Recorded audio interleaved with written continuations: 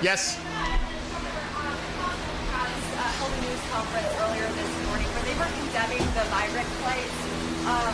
Representative Jeffries, he said, and I'm quoting him, he said, "You and Governor Abbott need to start acting like governors and stop acting like human traffickers." First, what is your response to that? And second, is there a second migrant flight going from Texas to Delaware right now? So when Biden is flying these people all over the fruited plain in the middle of the night, I didn't hear a peep out of those people, okay? I didn't hear a peep.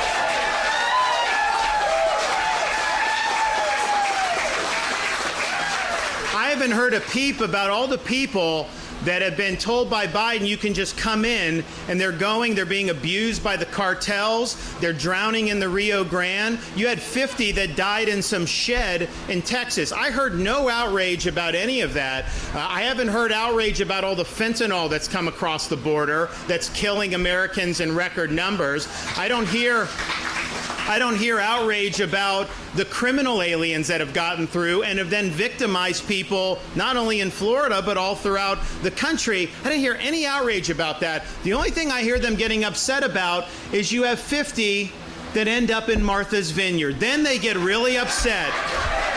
And I'm sorry.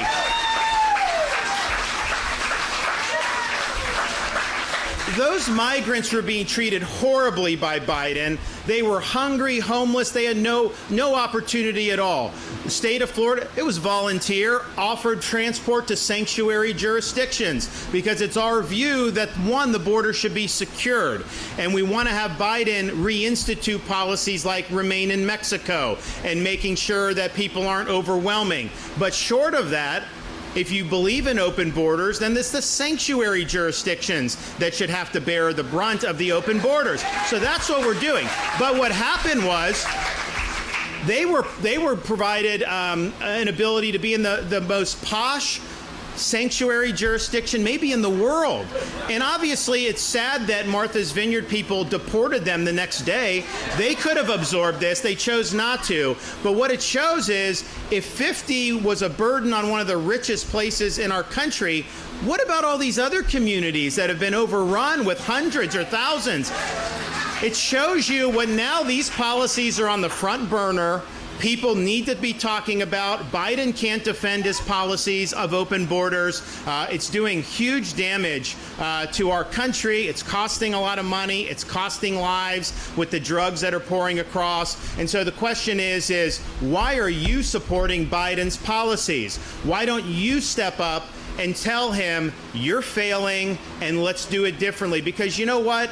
He inherited a border that wasn't like this. He has created the crisis. But now at least we know nobody can deny that there's a crisis. Everybody now knows, and it was only because you had to have the elite who want to have the cost on everybody else and they don't want to have to shoulder that. That's the only reason now people are talking about this.